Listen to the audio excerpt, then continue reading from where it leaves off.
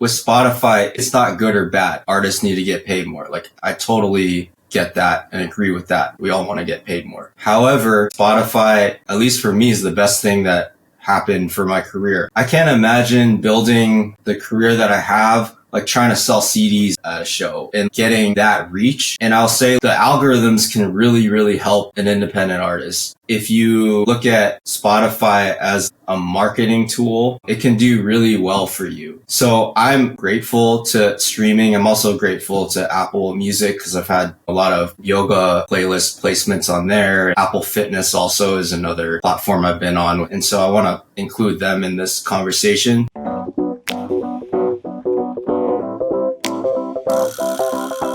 What's going on? Welcome to The New Music Business. I'm your host, Ari Herstand, author of How to Make It in the New Music Business. The book, 3rd edition, is out now everywhere. Hardcover, ebook, audiobook, however you like books, you can find the book. Today, my guest is Soul Rising. He is a producer, DJ who makes music that is popular within the yoga community. You might call this wellness music, wellness meditation music. He talks about how he broke into that. He did not necessarily have a background in this. He did have a background in meditation, and he tells this story. But musically, he started as kind of a scratch DJ in the hip hop community. He wanted to be a big dance DJ, headlining festivals. And he talks about this evolution, this journey, and how he found this community, this yoga community. And he's really taken off. He has over 300 million streams of his music across streaming platforms. His song, The Journey, has over 40 million streams and hundreds of thousands of creations on TikTok and Instagram, hundreds of thousands of reels and TikToks using the song The Journey. He's actually had a few songs that have gone viral on both TikTok and Instagram, but he really kind of found an audience from Spotify and Apple Music, and he talks about this. And I ask him his opinion on Spotify. Everyone seems to have an opinion, and it doesn't really have Spotify doesn't have a very good reputation within the independent artist community, the indie artist, indie music community. But he has a complicated relationship with Spotify because he found an audience through Spotify. He's made a lot of money. He makes a living because of Spotify. And so I ask him about it. And he has a very fascinating take on it. It's really interesting, and I think everybody should hear his opinion and his takeaway on Spotify and how he approaches it, and Apple Music. We also talk about AI. Of course, AI is, especially within the wellness music genre. If longtime listeners will remember my episode with the CEO and founder of Endel, the generative AI music company that specializes in wellness music. And I pressed him on this topic of flooding the DSPs with generative AI music that's not made by humans, and that is literally taking money away from human-made music. And now that seems like distant history at this point, a distant memory, because now Suno, Udio, all these generative AI music companies, they are pumping out music of all genres. And Deezer, the streaming platform, they estimated that over 20%, or just around 20% of all the music that is uploaded to their platform is AI generated. So take that as you will. And so we talked about it. I said, how do you feel about this? And just how do you work within that environment? And he talks about kind of how he has seen the traction evolve. He talks about where he's found the audience and where his streams are coming from, and his approach and how he's going to move forward, especially in this niche, which was the first genre, I would say, one of the first genres to really be overtaken by AI. We talk about promotion. We talk about how he promotes his music, his release frequency and strategy, and all of that. Very fascinating interview, especially for those of you who are making music that's outside of the mainstream, not making pop, not making rock, not necessarily performing. He doesn't perform that often. He has done some yoga festivals and whatnot, but he talks about, why he chooses to create the way he creates and perform when he performs or doesn't perform. So very interesting interview. I appreciated him being so transparent with everything. You can find Soul Rising, that's SOL Rising on all the streaming platforms. Find him on Instagram, all of that. You can find all of us that make the show happen at Ari's Take on the socials. Find me at Ari Herstand on Instagram. But right now, if you wouldn't mind, just pause this episode, leave us a 5-star review on Spotify, Apple Podcasts, give us a thumbs up on YouTube, hit the subscribe button, hit the follow button. However you're listening to this right now, follow us, subscribe, leave us a review, all that good stuff. Love reading the reviews. Yes, you can leave reviews on Spotify or YouTube. I read those. I appreciate hearing from you. But most importantly, visit aristake.com and get on our email list. That's the best way to stay in touch with us. And we'll send you all the new up-and-coming things about the new music business. And get on that email list at aristake.com. All right, let's kick into the show. Soul Rising, welcome to the show. Hey, what's going on, Ari? Great to be here. Yeah, so... you've kind of carved out this really interesting niche that it's almost like it's adjacent to the music industry. I'm curious your take on kind of where you feel you exist in this crazy industry of ours, because like on its face, you're very successful on like the standard platforms that we look at of like a Spotify or whatever, but you're in this community. And I guess, I don't know if you call it like you're in the yoga community and you're the kind of this like yoga DJ that you've really built up a name for yourself there.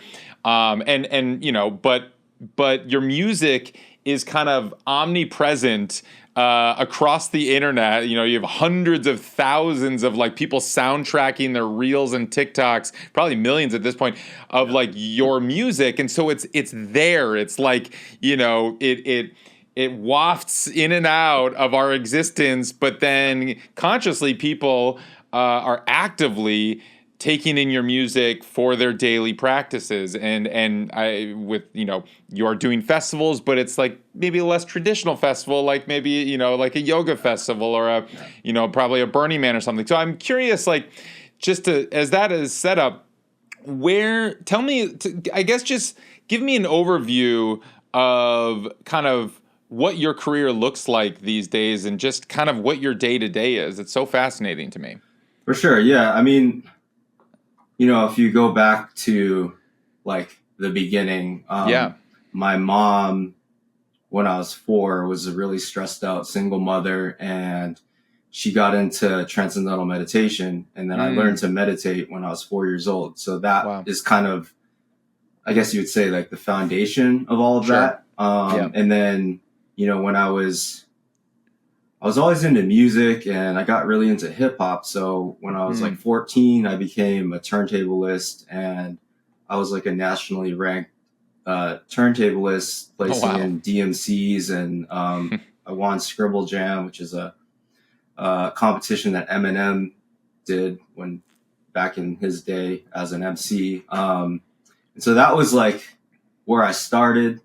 And where were you based at the time? So I was born in Vancouver, BC, but there's like a little meditating community in Fairfield, Iowa. So when I was 7, I moved to Iowa. So it was an interesting upbringing.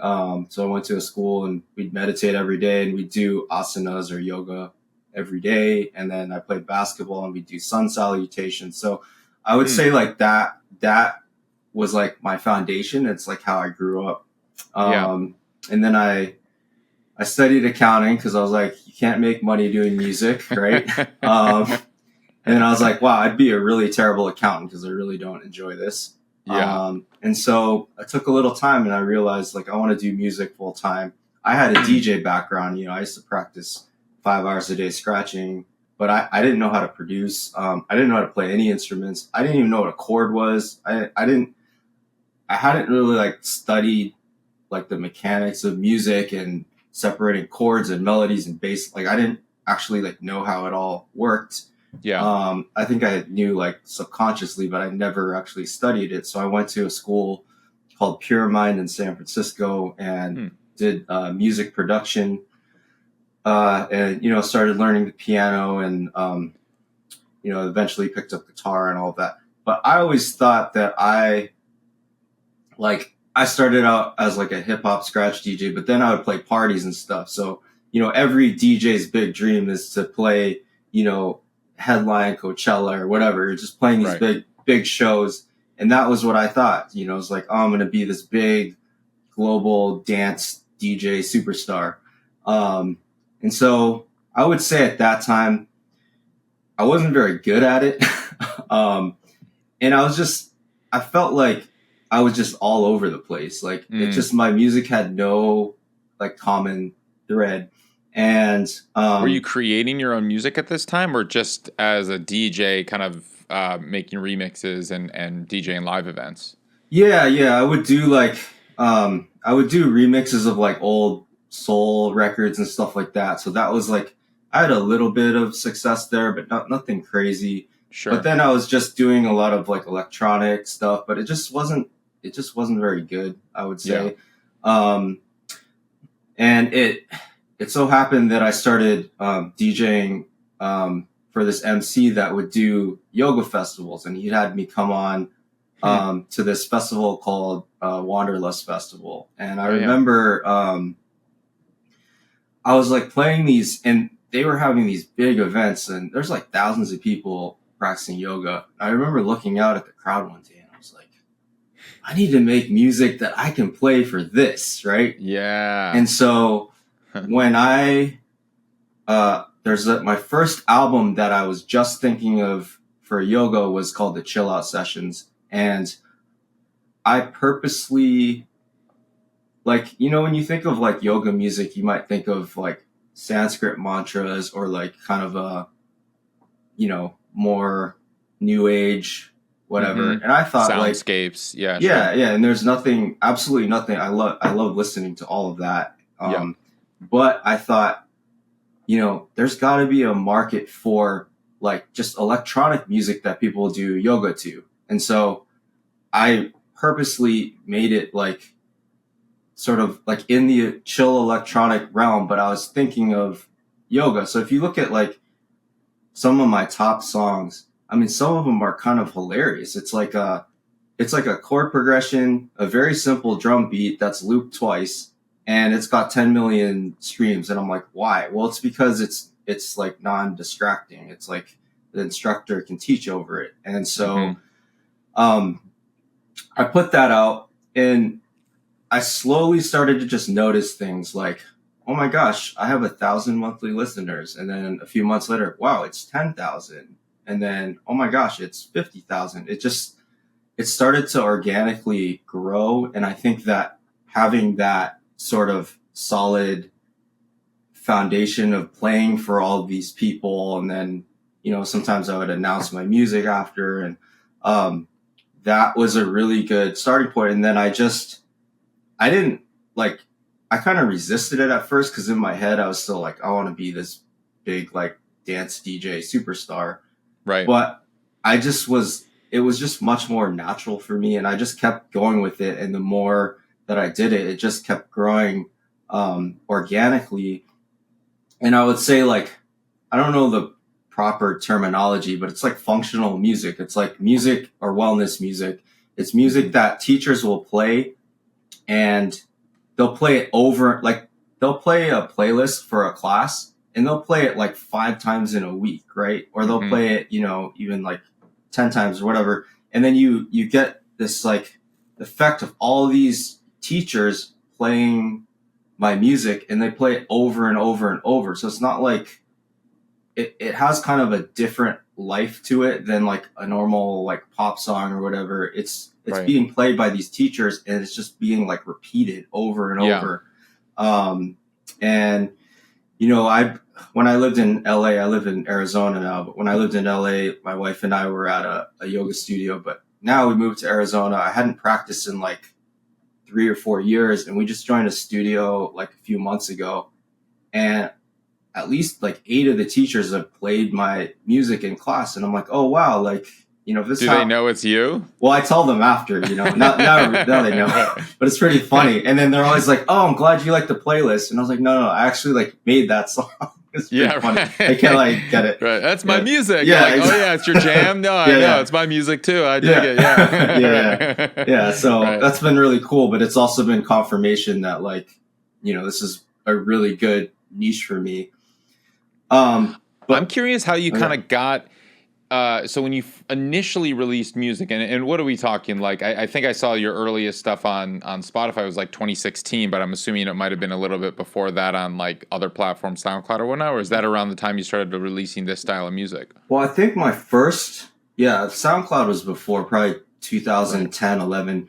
But I think Yeah. my first album was like 2012, and it was on Spotify. And then I had a few others, and I've taken them down because I just thought they were so bad that Yeah. Sure. I just took them down. So, I would say 11, 12 was when I really started getting going on And Spotify. how did you? I know you were kind of DJing a little bit for you asked for these kind of yoga sessions or maybe yoga festivals, Wanderlust, whatnot. But how did you promote it initially? Like, was that was it intentional? Like, were you looking to go all in on this? And just tell me about at least at that stage, like what how are you promoting it? How are you getting this music out there? Yeah, so I would say like I'm probably a terrible example of actual marketing because like I do very, very little of it. Sure. Um, I'll say the thing that helped me the most, and I've been advised against this, like record labels say this is the wrong way to do it.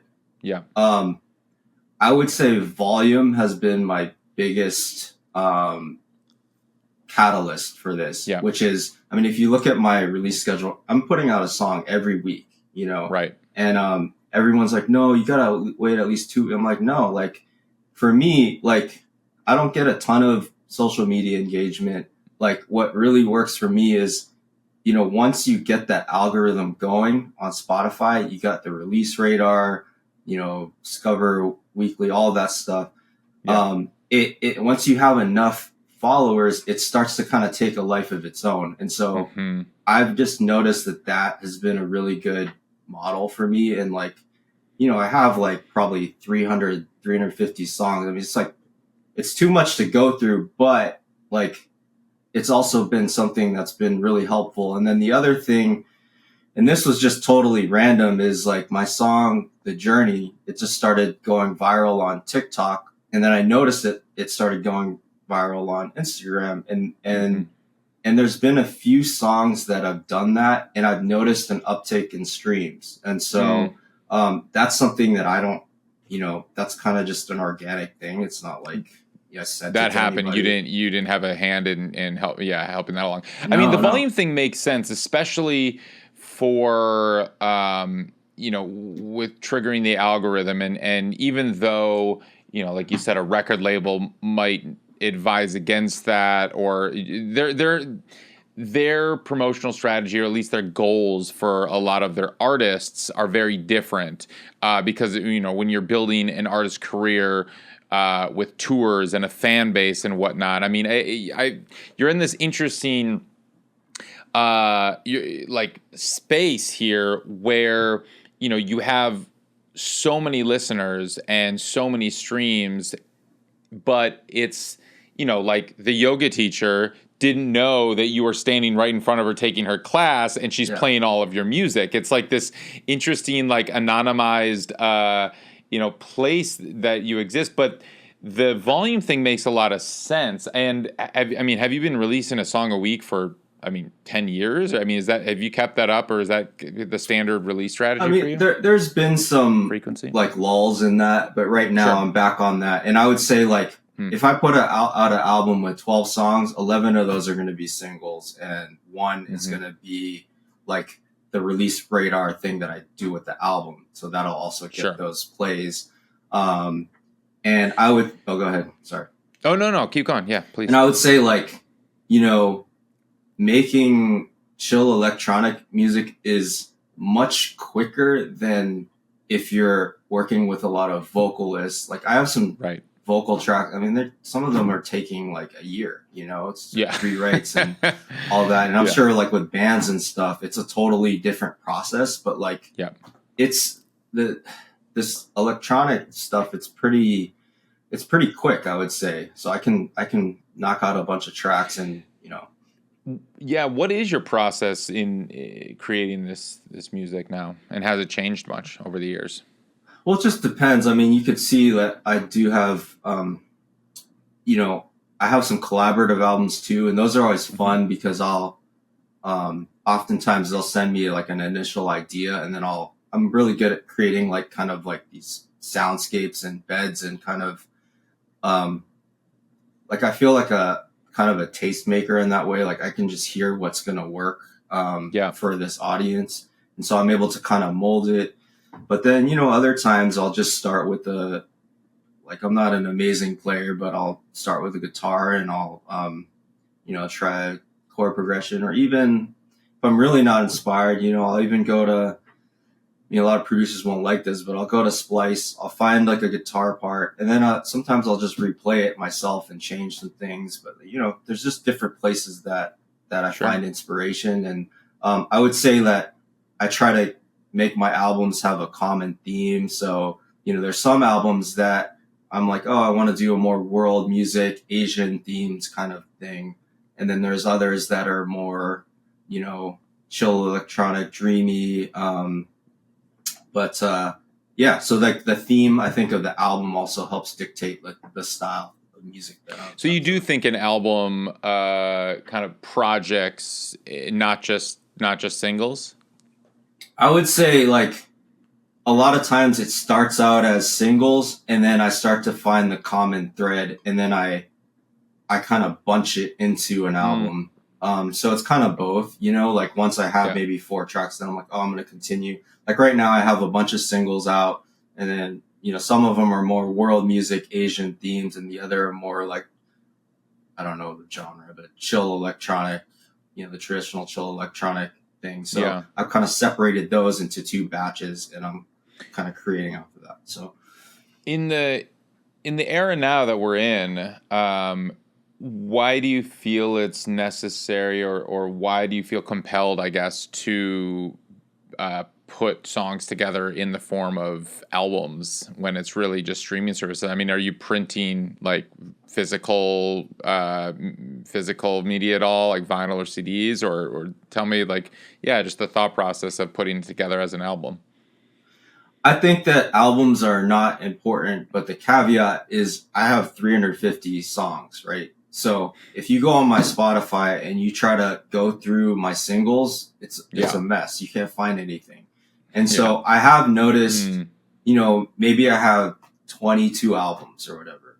That's easier to kind of digest and go through. So it's kind of like an organizational tool, but it also gives it an extra boost. Like you put the album out, the entire album is going to get like more streams. Like it's not just like the single of the week. It like everything kind of trickles down through the album. Interesting. I know like people do like the waterfall effect too with their singles, and they put like 1 single and then 2 singles, and it kind of like trickles down, because otherwise, someone clicks on your track and then it finishes, and then Spotify will just go to some other random artist. You want to keep them with you as much as possible. So an album's another way to do that too, I would say. Yeah. Definitely. And so when you're making this music, I mean, how much are you thinking? I mean, clearly now that you've been doing this for, I guess, 10, 15 years or so, you do have the intention. You know where your music lives. You know what the Soul Rising project is. And how do you stay inspired with that? How do you... that you're extremely prolific, making a song a week. I mean, what happens, I guess, when maybe you're not inspired, or just how do you just keep it going? Yeah, I think that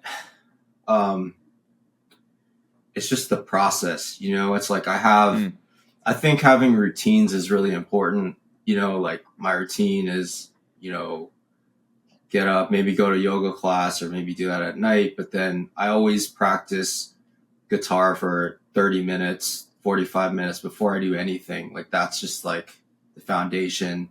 And then I'll get into producing, and maybe I don't feel inspired, but I still just create. And oftentimes there's something that I might think is not good in the moment, and then I'll listen to it the next day in fresh ears, and I'm like, oh, I could actually turn that into something. So I think it's just the process of just doing it and just showing up whether you feel like it or not. And it's okay to take breaks and take vacations and things like that and come back with a different perspective. But I also think that there's this kind of like an urgency of like needing to get like evolve as an artist. Cause I mean, I'm sure you've talked about AI a lot on your podcast. Like that's coming and it's coming fast. And I would say like, especially this chill stuff, like a lot of it could be replaced. Like,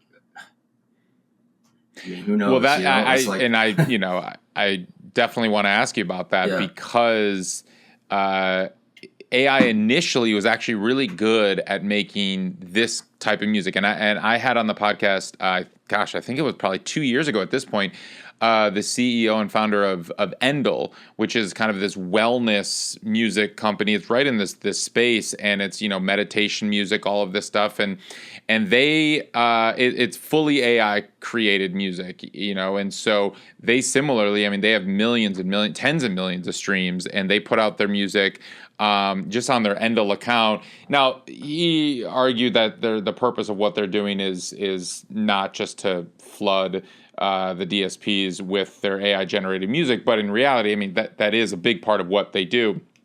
Now it's only gotten better, and there's so many other companies, and now everyone can kind of do it. No, of course, Suno and Udio are getting all of the press these days in terms of just how easy it is to make a song of any genre. But I'm curious, like, as someone who has been creating, a human that has been creating and producing music for so long in this space, how are you thinking about AI and the implications it has for your type of music? Yeah, I mean, it honestly makes me nervous. It's like I would say, there was a point like a few years ago when I think everything just peaked. Like I was almost up to 1 million monthly listeners, and I've just noticed it like slowly going down. And I think part of that is just the competition. Like there's just so much more music out there, and AI is a part of that, and then also Spotify rolling out the I don't know why I'm blanking, that thing that you have to opt into where they take 30%. Discovery mode. Yeah. So that rollout too, it was harder to get. Like, I feel like, 2017, 18, 19, those were like the golden era for independent artists to get organic reach. And I think it's gotten a lot harder. Even the Spotify official playlists, like, I don't know the back end, but it just feels like those are probably owned by labels now. So it's really hard to get in from an independent perspective. And so, going back to staying motivated, like that keeps me motivated, like to not get complacent, and and just to get better at what I do. Cause it's really easy to just do the same thing over and over. But, I think as humans, we always want to grow. And so even if there's so-called success at any level, there's always going to be this feeling of like wanting to get better or to grow our audiences. And anytime there's any feeling of stagnation, that's like for me, it's a motivator to just like keep pushing. And then I would say the other thing is like, I started out like with like the scratching, but then like I was playing like parties and dance parties and stuff like that. And that's like, I'm good at that. Like I'm good at DJ, but like nobody thinks that because they see my music and they think it's chill. Right. So that's another thing in my evolution is like maybe more music, like dance music or house music, stuff like that. So there's always, levels to improving. And then for me, like, my first instrument was a turntable. So I didn't grow up on traditional like guitar or piano. So I feel like I'm catching up there. So that's, I mean, I don't know. Yeah. That keeps you motivated. Guitar's a hard instrument. So, yeah. Sure. Yeah, for real. Yeah. I'm curious your thoughts on Spotify, because like you said, you kind of cracked it, or especially Yeah. early on. Like you realize just by putting out a song a week, the algorithm picks it up, and with someone that doesn't, you have this success with your music, but not necessarily, like a fan base of people that necessarily would recognize you walking down the street or in their yoga class. But it seemed to do a lot for your music and your career. Now, of course, Spotify is very controversial and it is one of the hottest topics in the music industry. And people have various opinions on the pros and cons. But I'm just curious from your perspective and what it's done for your career. What is your opinion on it, and has it changed? Yeah, I'll say with Spotify, it's not like, for me, it's not good or bad. Like there's obviously the whole conversation of artists need to get paid more. Like I totally get that and agree with Sure. that. Like we all do. We all want to get paid more. Sure. However, I think that Spotify, at least for me, is the best thing that happened for my career. Like I don't tour a lot. Like I can't imagine building the career that I have, like trying to sell CDs at a show or like USBs or whatever, and like getting like that kind of effect, and that reach. And I'll say especially earlier, like the algorithms can really, really help an independent artist. And I think that if you kind of look at Spotify as like a marketing tool, it can do really well for you, and so I'm grateful to streaming. I'm also grateful to Apple Music because I've had a lot of yoga playlist placements on there, and worked with them. Apple Fitness also is another platform I've been on with them, Nice. and so that they've really helped also. And so I want to include them in this conversation. Sure. But as far as organic reach for an independent artist, like Spotify can be very, very helpful. And so I'm grateful. I'm personally grateful for it, I'm curious, right? Because we see the numbers publicly on Spotify. We obviously don't see them on Apple Music, for better or worse. Frankly, personally, I wish that there were no publicly displayed numbers on any of the streaming services. Yeah, of course. I don't love that it reveals the business to the public. But tell me about just kind of, you mentioned Apple Music. I don't think there is as much transparency in terms of just how songs spread or take off or get included, or playlists that powerful on Apple. Is there an algorithm that's even working behind the scenes? Like, give me a little bit of your takeaways and just what you've learned on just kind of how Apple Music functions. Well, I've been very fortunate to get a lot of placements on their wellness playlists. They have a lot of yoga playlists and things like that. And, just grateful to get a lot of placements there. And so that's helped my numbers. I think. Do you know how that happened? Were you pitching somebody? Do you have like a rep or a label or a manager or someone that was like working that? Yeah, there's just somebody in there that I know that's helped me, kind of get in there.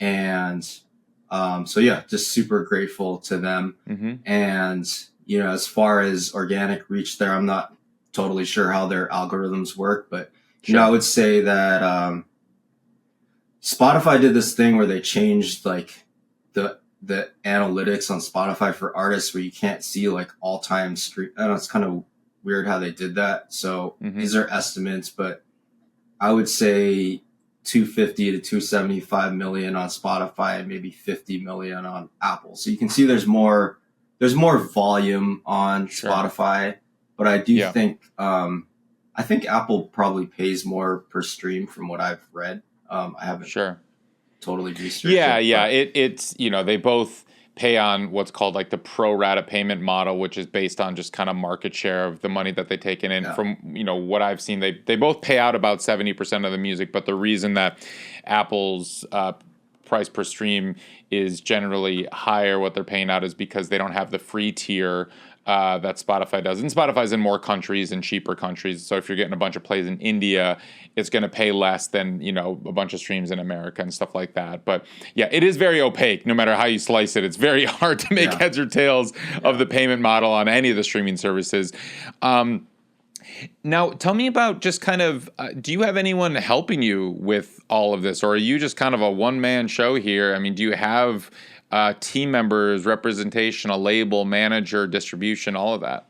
Yeah, I don't really have like official team, but I do have like a mentor that kind of helps manage things. It's just a friend. Nice. And he's kind of helped guide me to, the right lawyer or just questions I have. I know you have like a book about the music industry. Like it's very confusing, even just publishing itself. Nobody seems to really understand it. So, having that, and then also just linking me with, that's also a part of, my path is, he's linked me with different film composers and things like that. And we've been working on music, and, nice. It's just something different and in a way to kind of elevate the music to another level. And so, I would say that he's been really valuable. But that's been like in the last few years, I would say a couple years. But before that, it was just a one man show. Who do you use for distribution? So my main distributor is DistroKid, but I have used, CD Baby, TuneCore, and I'm using Symphonic a bit now. And I think that, I think it's smart to kind of spread your especially with a lot of songs, spread your catalog amongst several distributors, just in case, something goes under or whatever. You just never know, But what was the intention to kind of move around a little bit? Well, like I started with CD Baby, and then really DistroKid was like my main distributor because their workflow, like their flow, it's just so easy to put stuff up. Yeah. And you don't give them a percentage or anything. But I did TuneCore to kind of try it out. And then Symphonic, I find that they all have their strengths, right? Like I think Symphonic takes a small percentage, but you get like a rep that you can call and that works closely with you. So, there's kind of advantages to all of them. And I would say that, obviously like a must for a distributor for me is like that they do automatic splits. So that's like a huge thing. And I've worked with AWOL too. Okay. And so, I've tried a lot of them, and who are you cutting in? Who are you splitting the revenue with? Collaborate with people? Well, it's just like certain albums you can see there's like a collaborator, and so I do splits with them, or sometimes I'll have I have like a guitar player that I work with that I cut in as well on certain tracks, and Cool. Yeah, no, it's interesting, and especially for I would imagine, and this gets a little bit into the weeds, but with CD Baby kind of charging per release, it would probably get fairly expensive if you're releasing a single a week versus like most of the other ones now, especially DistroKid, I think led the front on it. Unlimited releases, which makes a lot of sense for your workflow. Yep. And now they've all kind of come around to that. Right. But it's always fascinating to me, just like why people choose or go with different distributors or how they use it. Cause there are features that some distributors have that nobody knows about or nobody uses, and others, that's interesting. Yeah. I mean, I would say like I'm not trying to pit anything against, but like, if somebody came to me and said, like a brand new artist, which distributor would you use for I would say DistroKid is like Yeah. the easiest Super easy to use. I don't think Symphonic like accepts everyone either. Right. So yeah, as a starting point, I think that's a good place to start for sure. Yeah, and it is an interesting balance because, you know, like you said, you know, Symphonic takes a commission, and it might fluctuate, and AWOL also takes a commission, and I think it's like 15%, both of them, or something like that. But, you know, what is it? It's kind of like, if you don't have a team, if you're not, you know, with a manager or a label or something, it is nice to have somebody on hand, and like, kind of, what is that worth? You know, lawyers will charge, you know, 5% of your entire career, or, I mean, you know, an insane hourly, like, you know, $500-600 an hour or something like that. So it's like, as a DIY kind of totally on your own independent artist, to just like know like where the people are going to be most useful for your workflow and all of that. It's an interesting calculation, but yeah. And I would say, you know, as an independent artist, it's like hard to advocate for yourself. Like if you have a problem, it can be really difficult to advocate for yourself. And I see a lot of artists struggle with that. You know, it could be something silly like you get a song that's placed in a movie, and that soundtrack is released by a major label, and now the major label, even though it's a non-exclusive license and you still own the music, the major label is claiming the ownership on Instagram. And your song's getting taken. Like I've had stuff like that happen. Oh, wow. And luckily I've had connections that like know people there that can like get that taken care of. But if I didn't have that, I mean, trying to do that on your own, trying to go through Instagram support, it's like, it's not happening. No, you'd need a lawyer, and you'd be like tens of thousands of dollars deep into it for something that would have earned you like $35. Exactly. So it's like, it's just not worth it. Yeah. It's wild. Exactly. But yeah. So tell me about kind of where you're going from here. I mean, you alluded to a little bit as like, you know, with AI coming, and you're noticing that it's in the saturation of the space to kind of, you're diversifying a little bit. You talked about, you know, a little, maybe some film composing or playing live or doing more of that. But I'm just curious, like, what is the direction where you see it heading? Well, my mentor always tells me songs. He's like, songs? Yeah. So like songs as in with lyrics, like a full lyric, vocals. Oh, okay. That type of thing. And so Gotcha. that's something that I'm sort of working on. It's not something that I'm totally natural at, I would say. You know, writing, like it's easy to write a song with vocals, but I think it's difficult to write a really good song with vocals. Yeah. You know, like it's a skill in itself. And so, you know, working on that, and, you know, working on some more house things and house music and stuff like that. And just, you know, you were asking about staying motivated. I think that's what's keeping me motivated, is just trying different things. But, you know, also trying to stay in my lane and not go too far out. Sure. Yeah. So that's kind of where. How often are you performing live? I was doing a lot, like before the pandemic. I have some like old photos of my tour schedule, and it'd be like, you know, 30 shows a year, even more. Mostly like yoga festivals. Like yoga festivals and events. Yeah, sure. Sometimes dance sets and stuff, or ecstatic dance. It's another thing I was doing.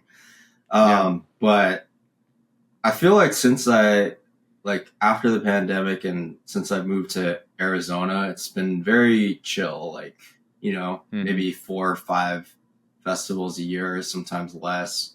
And I'm kind of okay with that. Like I think that's the beauty of streaming, is you could literally be an artist that just stays home and makes music in your studio and never tour. Like if that's your thing, you know, like you don't have to, I don't think you have to tour I'm sure it helps for certain, you know, bands and things like that. But, you know, for electronic artists or chill electronic, whatever you want to call this genre, like you could be an at-home, you know, producer. And so I just go out occasionally because it's fun to just like get out and, Sure. they're often in really beautiful places and stuff like that. So, but yeah, not a whole lot, Mm-hmm. Yeah. So with the, I mean, with the numbers that you have, I mean, have you been approached by labels or other people, and how have those conversations gone if they've happened? Yeah, I've been for the journey when it, which is my Mm-hmm. biggest song, when it Yeah. started going viral on TikTok, I reached out to by like one of the three major labels. They wanted to talk about signing it. And then there was Right. a few years ago, there was like an offshoot of a major that wanted to sign it. And for me, I'm just like, no. Yeah. Right. Why would you give all that up to them when it's just it's going on its own? Yeah. You don't necessarily need them. I mean, it was kind of fun, It's like, oh, cool, major label. But no, like, I mean, those, and definitely some more independent. And I have worked with some, like, I did a couple tracks with Monster Cat. I don't know if you know them. So a couple with them, and then I have some more, and that's kind of more, I would say that's more the lane that I'd be open to entertaining is the independent labels. Right. I will say that, I don't know, like, I don't want to upset anybody, but like publishing, like the revert is a big talking point for me. Like if they want to take, if they want to license it for 15 to 20 years, it's hard to really want to do that. I think that a lot of labels, they're collecting a lot of artist publishing in order to sell their catalog eventually. Like I've just seen that, and so it's this balance of like, how much do you give up versus independent? But I will say that, a lot of these deals are just for singles, so they're kind of low risk to me anyway. And like, working with Monster Cat, I would say I was grateful for that opportunity, and I thought we put out a couple really cool songs, and they did pretty well, and it also opened me up to a different audience. So it's definitely something that I'm open to. But besides that, like I've almost exclusively put everything out independently. And then Platoon, which is Apple's label, I did a children's soundtrack for. They have this show called Stillwater for children. It's about mindfulness and things for kids. And so they brought me in with another film composer, and we put together this meditation album. So, those are the label things that I've done. Are you looking into getting into more composing or scoring or that kind of thing?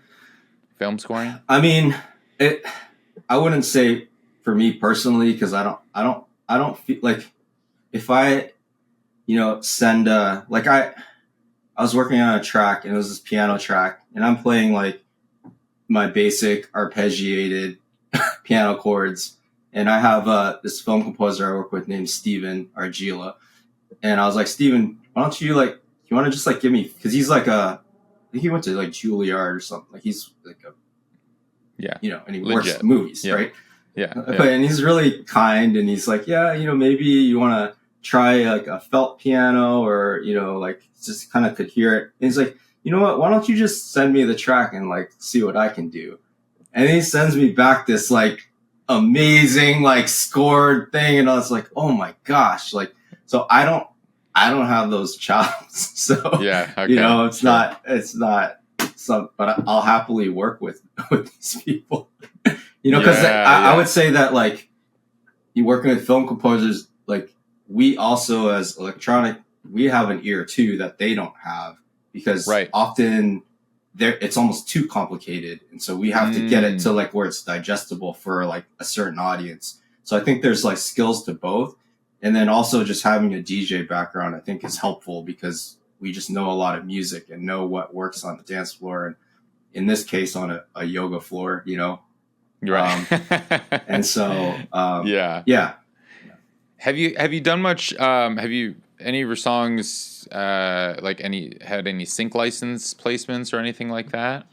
Yeah, I mean, I used to work with like a sync licensing company, and I would never like see them, but I would see where it was getting placed, and it would say Mm-hmm. like, hotels.com or Clark's or Apple ad. I would never actually see it, but I knew it was getting placed. And I was in a film, it was called Loro. It was by Paolo Sorrentino. That was probably a while ago. So that got Mm-hmm. placed. And then, yeah, so not like a ton of stuff, but Yeah, I did work with a couple. those are unpredictable, few and far between. Yeah, It's yeah, exactly. Yeah. Mm-hmm. Yeah. Right on. Well, cool. Well, I appreciate you chatting with me and breaking all of this down and being so open and transparent about it. I mean, it's just like, we find ourselves in this crazy time in the music industry. Just like the last 10 years is, I mean, just been wild for indie artists to be able to find an audience and find their lane through streaming. And now the next 10 years with AI coming, I mean, who knows what's going to happen, but it's, I like to believe that humanity is going to win out and that it's going to settle into a space where people are going to want human-made music, I hope so. and it will find, for real. Well, I have one final question that I ask everyone who comes on the show, and that is, what does it mean to you to make it in the new music business?